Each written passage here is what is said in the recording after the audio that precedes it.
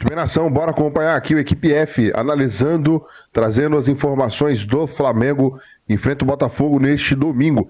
Já se inscreva no canal, acione o sino das notificações, deixe seu like e bora pro vídeo. Que ainda hoje? Por que não agora? Por que não já? Né? Vamos falar? Pode escolher, Vamos já falar? ou agora.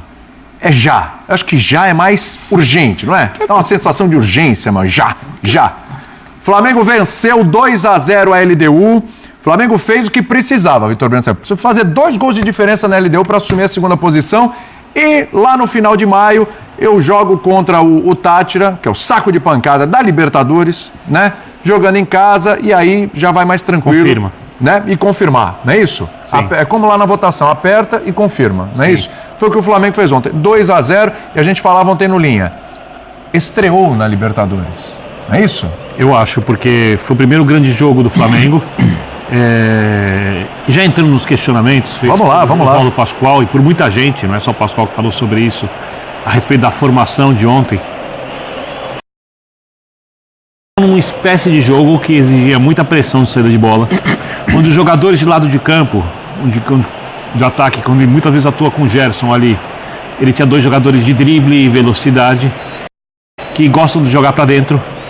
Ele tinha 2 laterais que passavam pelo corredor que esses jogadores deixavam, 2 volantes de muita construção, né? E o Gerson como um desses volantes. Eu sempre gosto de lembrar que o Gerson já chegou a fazer isso no tempo do Rogério. O Rogério colocou o Diego, o meia, e Santos como primeiro volante, e o William Arão como zagueiro, e o Bruno como centroavante. Ele queria muita pressão em saída de bola. O Flamengo esmagou. Conseguiu, esmagou. Adversário. Ele queria que o jogo ficasse desconfortável pro adversário, baseado no jogo do Flamengo de velocidade, intensidade e bastante agudo. Conseguiu. O Flamengo fez isso. O Flamengo fez gol em jogada aérea, né, na coisa da partida, e criou chances para fazer muito mais. Para quem sabe a gente pudesse ter aqui hoje um sorriso largo, feliz do Oswaldo Pascoal, com no mínimo 3 gols de vantagem. A atuação do Flamengo foi para muito mais do que o 2-0. O Flamengo jogou, para mim, um futebol de nível muito alto, sem o Pedro e sem o primeiro volante. Não tinha o Alan, não tinha o Eric à disposição. Sim. E eu acho que a ideia de ter o Pedro no banco tem a ver com a parte física, porque o Pedro talvez não conseguia fazer essa intensidade de início de jogo. Foi o que o Felipe falou na coletiva. A gente falou isso antes do Felipe falar também ontem, porque eu achava que era por isso, foi o que ele disse. Foi o que ele disse. A segunda questão, quando você tem o Pedro de centroavante no banco, se o jogo não acontece como o técnico quer... Carta na manga. Carta? Que carta, né? Vai ter a trucar. carta Usar o Zubeldia, vai trucar. Isso, o Zubeldia truca com o Lucas, 17 anos, e o Flamengo truca com o Pedro. Né? Cada um tem o elenco com a sua força nesse momento. Então, como tudo que o treinador pensou funcionou no nível muito alto, né? Como as mudanças deram certo, pontos para o Felipe, e eu não tenho nenhuma vírgula a colocar na atuação do Flamengo de ontem. Eu só tenho a aplaudir. Agora, é óbvio, quando o Pedro estiver em forma e contra outros adversários que ataquem mais o Flamengo e assim por diante, o Gerson vai jogar pelo lado, não vai ter 2 jogadores de velocidade o tempo inteiro, vai ter um primeiro volante, o Pedro vai ser o centroavante. Para o jogo de ontem, de nota 0 a 10, 11 para o Felipe, eu não sei o que a gente pode questionar, Oswaldo Pascoal. O Pascoalzito, eu sei que você vai falar que é com relação ao Pedro. E aí eu vou fazer o seguinte, vou colocar o trecho do Felipe, e aí vou passar a bola para você, para o Zé também, para a gente falar um pouquinho do Pedro, porque era o questionamento de ontem e o homem explicou. Vamos lá. Pedro fez um grande jogo contra o Corinthians, mas como eu falei para vocês também, para mim existe uma coisa que é a alta médica, que o Pedro está liberado para jogar e ele fez um grande jogo, mas não existe mágica. A alta competitiva, jogar a cada 3 dias, tá no nível dos companheiros, isso é outra história. E o Pedro não está no nível dos companheiros fisicamente. Ele não está. Eu sou o que mais quero colocar o Pedro. Eu sou o que mais estou desejando o Pedro chegar na sua forma física ideal para jogar com um modelo de jogo que pede, que todos sabem o que eu peço. Né? Para jogar dessa forma, a gente precisa de todo mundo 100%. E o Pedro não está 100% fisicamente. Não está, a gente nota. E depende dele cada dia treinar, cada minuto que ele tiver aproveitar, para ele poder estar no nível dos companheiros e poder ter cada vez mais minutos. Então sei que ele é o melhor, e assim que ele tiver no mesmo nível físico que todos os outros, com certeza ele vai estar no campo, porque todo mundo sabe da qualidade do Pedro. Então, o Pascoalzito aqui no começo do programa deu a entender que isso foi um recadinho pro Pedro, está entendendo que talvez o Pedro tenha que se dedicar um pouco mais, talvez não esteja se dedicando tanto quanto deveria. Você entendeu isso? Sério? Foi? Não, eu não acho que seja isso. Não, mas você falou que foi recado. Eu acho que é um recado aí. Né? Você precisa estar melhor fisicamente para poder ser o titular. Mas até aí, eu imagino que ele está batalhando. Eu não tenho nenhuma informação fora isso de bastidores. Ele também diz, eu sei que ele é o melhor. Sabemos, todos nós.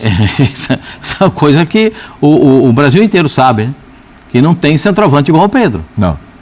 Agora, se você não der a ele minutos de jogo, não entra em ritmo de jogo. Mas ele teve. Não, ele precisa ter mais minutos. Mas ele está tendo. Mas está tendo. Precisa jogar mais. Aí ele vai, jogou contra o Corinthians, teve uma queda. Não foi o que ele falou? Foi. Vai ter, mas se você não der a ele sequência, o Zé está aqui, pode explicar. O jogador se cansa de jogar, quando ele está cansado de jogar. Repouso, alimentação, volta a jogar no outro dia. Volta para jogar. Para ele ir trabalhando no cansaço a recuperação física dele. Eu entendi. Eu tenho uma dúvida com o senhor. Pois não. Você acha que ele tinha que começar o jogo, se sim, no lugar de quem? Bom, o Bruno Henrique não jogou bem. Vocês acham que o Bruno Henrique fez uma partida excelente? Bom jogo. O Michael, para mim, foi abaixo ontem, apesar do esforço todo. Você acha que ele tinha que ter começado o jogo de ontem? O Bruno Henrique e o Michael, eles entraram com a missão de corre em cima deles. Perfeito? O só corre em cima deles, para mim, é muito pouco. Você tem um jogador como o Pedro, que corre em cima deles e faz gol, olha o plus. Gente, não é plus a mais, é só plus. Obrigado, muito bom. Se você já tem esse plus, para que você quer alguma coisa? O cara corre de parado. O centroavante que também participa do jogo, sai para participar, às vezes até vai buscar a bola onde não deve, no pé do volante, no pé do meio, não precisa fazer isso. Porque os caras do Flamengo são excepcionais para levar essa bola até ele. Mas eu sei que ele está vindo numa contusão seríssima. Uma contusão seríssima. O Veiga teve uma contusão nem tão... quase assim, né? E o Veiga ainda não tá no grau. O Lucas do São Paulo vai ficar mais 3 meses parado. Para tentar se recuperar. A gente entende essas dificuldades. Mas eu acho que o jogador como o Pedro, o jogador que preocupa zagueiro, o jogador que dá trabalho para a defesa adversária, esse cara tem que estar em campo. Porque a minha ideia de futebol é um pouco diferente do que a gente vê. Eu acho que o bom, o marvado, o jogador de categoria, ele tem que começar o jogo. Sempre? Sempre. Não. Sempre. Não. Por quê? Não. Porque o de categoria, o zagueiro não dorme. Bom, vou marcar o Pedro. Eu vou ter que correr atrás do Arrascaeta. Eu vou ter que correr atrás do Lucas. Nossa Senhora, é o Estevão que eu vou marcar. Jesus! Será que eu vou ter que marcar Yuri Alberto? Entendeu? Esses caras... Então o Felipe errou. Não, mas aí ele tinha que marcar... Os caras tinham que marcar 6 jogadores. Gerson de la Cruz, Arrascaeta, Luiz Araújo, Michael e Bruno Henrique. Ainda os laterais, não tá bom? Esses caras, não. Todos sabem jogar. O Vitor esses caras entraram com a proposta de marcar a saída de bola. O Flamengo fez uma marcação impecável. E isso foi o principal do time no jogo de ontem. Sim. O principal motivo da vitória, a marcação feita na frente. Fez 25 minutos, perfeito? O Flamengo fez o tempo todo. No finalzinho também não, porque... o Flamengo... Finalzinho deu uma arriada na mochila. O Palmeiras já está classificado. Não, com 11 minutos o Flamengo está com água aqui, ó. 11 minutos o Palmeiras já tinha definido o placar. E aí o que o Palmeiras fizesse era lucro. Perfeito? Sim. O Palmeiras já tinha 11 minutos, já estava definido o placar. 2-0 e um abraço para o Gaiteiro. Estava ali, tranquilão. No que diz respeito do outro lado do Flamengo, o Flamengo precisava de gols. Né? Fez 2. Poderia, com a atuação que teve, fazer a atuação do Flamengo. E aí eu concordo com o professor Vitor Ernesto, porque o Flamengo jogou para fazer 5-6. tentou, a bola atravessa na área, a outra que vem aqui, o cara que bate para cima, o outro que cabeceia a bola. Teve um monte de perspectivas de lance positivo para o Flamengo. Mas é que eu não sei porque, se eu penso o Pedro diferente para o futebol, a minha visão do Pedro é uma visão diferente dos outros sobre o futebol, porque o Pedro não é um jogador comum. Física? Eu sei, mas bota pra jogar 45 inicial, faz 2 pra você, acaba o jogo. Ele entra na parte final, já tá aquele murundum, tá aquele bolo. Tá aquele o quê, por favor? Aquele o quê? Gostei. Murundum, gostei. Tá aquele murundum em campo, ninguém tá sabendo pra que lado vai. Aí o time, por acaso, porque sempre existe essa possibilidade, não consegue desenvolver o jogo que o técnico pensa, como fez ontem, que desenvolveu, mas não consegue. Isso acontece com o futebol. Né? O Flamengo não entrou, por exemplo, contra o Central Córdoba para perder. E acontece. Né? Ou porque falta mobilização. Você vai jogar contra o Central Córdoba e entrar molinho pra jogar. Perfeito. Então, entrar molinho. Entra sério pra jogar, na real, pra ver se o Flamengo não faz 5, 6 no Poçante Central Córdoba. Só que o técnico não tem controle sobre isso. E você precisa mudar o jogo. O Pedro não está em forma. Você não acha que tem lógica deixar o Pedro no segundo tempo? Eu acho que o Felipe tinha coisas, dados fisiológicos, alguma coisa de parte física, porque ele jogou contra o Córdoba, não jogou contra o Bahia, não jogou nos últimos 2 jogos e ontem também não, né? Se eu não me engano, que eu estava olhando aqui, ele entrou 81 minutos. Ele jogou pouco. Jogou pouco, assim, com o acréscimo ele jogou perto de 15 minutos. Isso. Eu acho que... Eu achei o Felipe muito claro, assim, ele falou, ele não tem... Eu achei o Felipe muito convicto do que ele estava falando. Eu acho isso, eu acho que o Felipe deve ter alguns dados físicos, da parte física do Pedro em relação a isso, parte também a questão da intensidade que ele precisava do jogo de ontem, aí o Brino aí, ele deu a explicação ali, porque assim, o grande questionamento sobre o Flamengo? Esse Flamengo não entrou ainda para jogar, Eu acho que ontem era o seguinte, o que pensou o Felipe? Eu entro, coloco 45 minutos, 40, 50 minutos, um time forte, pegado, caramba, decido o jogo e depois eu dou um pouco mais de tranquilidade para o Pedro. Eu, particularmente, penso, como o Pascoal, em relação, se eu tenho o melhor jogador, eu coloco para jogar. Porque aí você inverte preocupação. A preocupação dos jogadores... E tira ele depois. É outra. Faz o tal do controle de carga, começando com ele. E tiraria depois.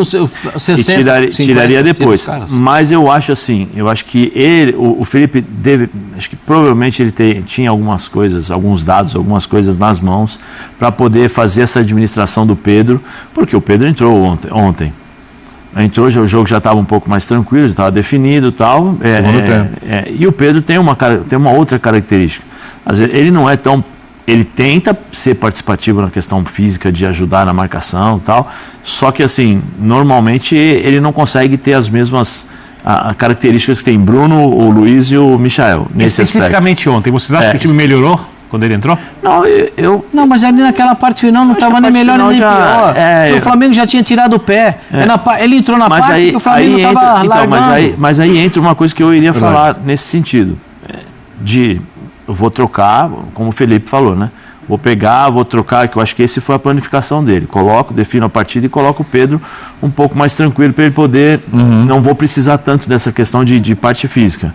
Aí é a questão do equilíbrio com os outros jogadores. De você encontrar o equilíbrio necessário. Quando você tem Pulgar e De La Cruz, solta Arrascaeta e solta Gerson, você fica lá tranquilo. Ontem não tinha isso. Ontem era o Gerson, era o De La Cruz, né? Ele segurou o Gerson. Gerson e o De La Cruz trocando em um primeiro, hora um, vai para lá, vai para cá e tal. E aí você vê, quando o Pedro entra, o time já começou a ficar um pouco mais espaçado. Que é uma coisa natural pelas características do jogo e pela definição do jogo. Eu acho que o Felipe pensou nisso. Mas normalmente, naturalmente, quando o Pedro encontrar esse ritmo e essa intensidade durante 90 minutos, eu acho que o Pedro vai ser titular. Eu acho que foi um caso específico, uma necessidade específica, porque o Flamengo precisava ganhar. Precisava se reafirmar e colocar um ponto ali, peraí, tá todo mundo duvidando, mas eu tô aqui. Entendeu? Porque os 2 jogos contra o Central Córdoba fizeram, como diria o nosso saudoso Avalon, né? Interrogação. O que aconteceu com o Flamengo? Porque no Rio, aí é o erro de planejamento, entre aspas, porque o planejamento já deixou, o BAP já deixou muito claro, e no jogo do Rio ficou muito claro que o Campeonato Brasileiro é a prioridade do Flamengo. Você me deu um gancho aí ele tira os 3 principais jogadores naquele momento, que era o Gerson, Pulgar, e tinha um outro jogador que ele tirou também, eu não lembro agora, são 3 jogadores importantes naquele instante, naquele momento do Flamengo. É o Central Córdoba, eu lembro, torcida enchendo o estádio, todo mundo achando que ia ter uma goleada e tal, perderam. Vamos lá contra o Central Córdoba, de novo, lá na Argentina. Não, nós vamos jogar, vamos ganhar, vamos dar resposta àquilo que aconteceu no Maracanã. Todos nós vimos o que aconteceu, né? Teve dificuldade. Então ontem era porque o LDU também é um time forte. A LDU é um time forte. Você pode falar assim, entre Central Córdoba e LDU, no sorteio. A LDU vai ser mais embaçado, é claro. A LDU vai ser o time que o Flamengo vai brigar. E ontem foi o recado. Quem é o líder do grupo? Assim, então, o líder do grupo é o Central Córdoba, que tem 11 pontos. O negócio é o seguinte, você falou aí de prioridades no Flamengo. Então, peraí, agora deu um controle de carga, tão bonito falar isso. O controle de carga no Pedro foi dado agora mudou o nome, na Libertadores. Agora é o controle de carga. Aí eu pergunto, teremos novamente o controle de carga contra o Botafogo? É brasileiro agora, hein? Vamos ouvir o Felipe Luiz sobre esse confronto aí do final de semana. Controle de carga. Bonito, né? Vai ser um grande jogo, um jogo duríssimo, dificilíssimo. Eles têm um dia mais de descanso, né? Mas que não serve como desculpa. Agora nós temos que ligar a maquinária o mais rápido possível da recuperação, que esses jogadores possam se recuperar e possam chegar bem nesse jogo de domingo, né? Claro que os jogadores mais jovens se recuperam mais rápido, os jogadores com mais idade, com mais de 30 já vão ter uma certa dificuldade, mas tenho certeza que nós vamos chegar bem no jogo. Essa é uma preocupação. Eu também acho que é que eu penso diferente, né? Se os dois fazem o clássico no final de semana, os dois deveriam jogar no mesmo dia, mas é impossível porque os dois jogaram no Rio de Janeiro. E vamos olhar para frente, os dois têm Copa do Brasil no meio de semana, né? Tudo bem que a situação do Flamengo está resolvida, do Botafogo também está bem encaminhada, né? Copa do Brasil, né? Foram tantos jogos, o Botafogo está mega encaminhado, o Botafogo goleou.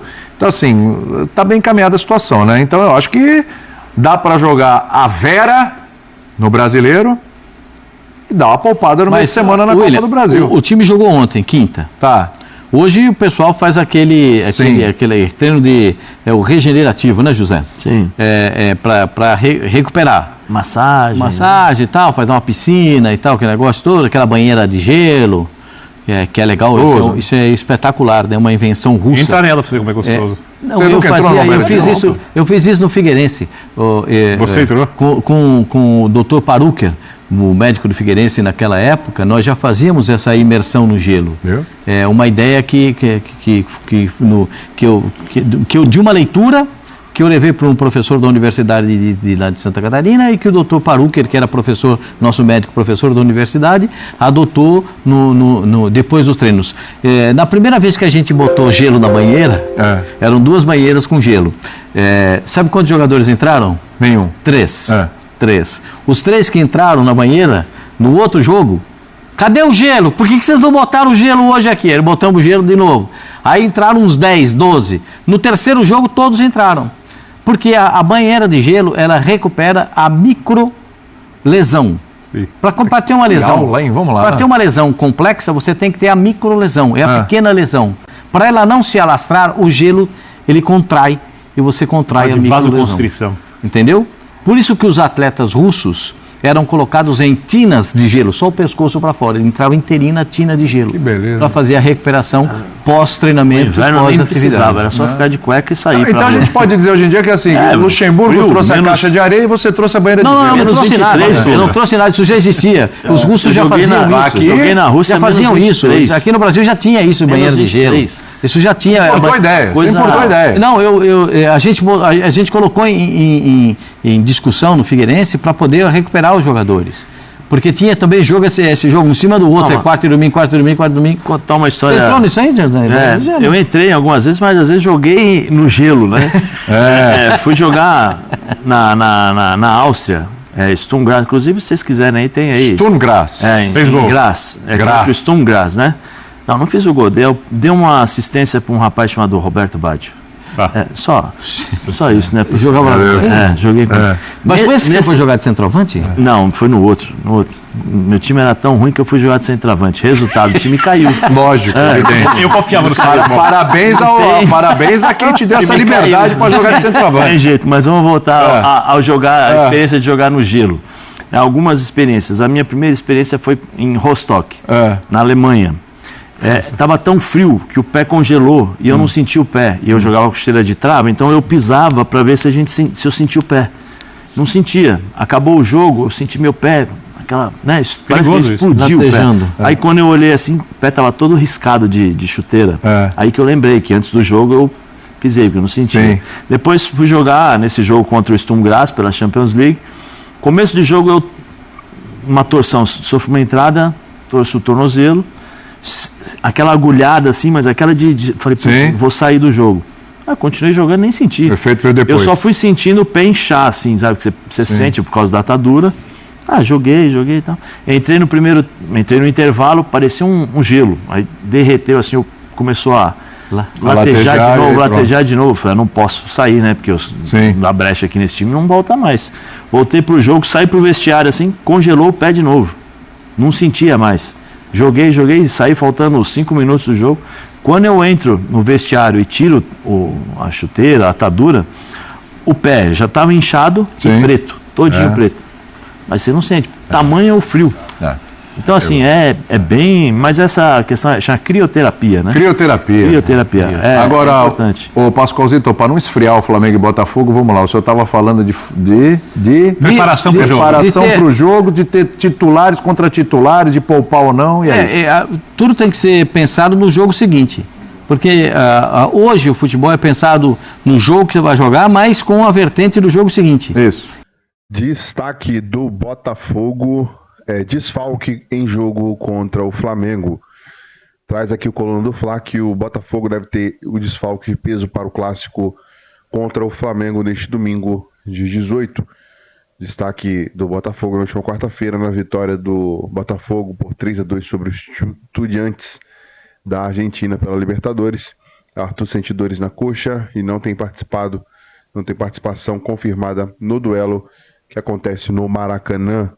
No último treinamento, o Botafogo que realizou neste sábado, Arthur não participou da movimentação. No lugar do técnico Renato Paiva, escalou o time com o volante Alan, promovendo uma postura mais defensiva. Temos aqui o Matheus França, cria do Flamengo, é campeão na Inglaterra e leva troféu contra o Manchester City. Pois é, tá a informação aqui do coluna do Fla, campeões da FA Cup. Orgulho imenso de fazer parte dessa história.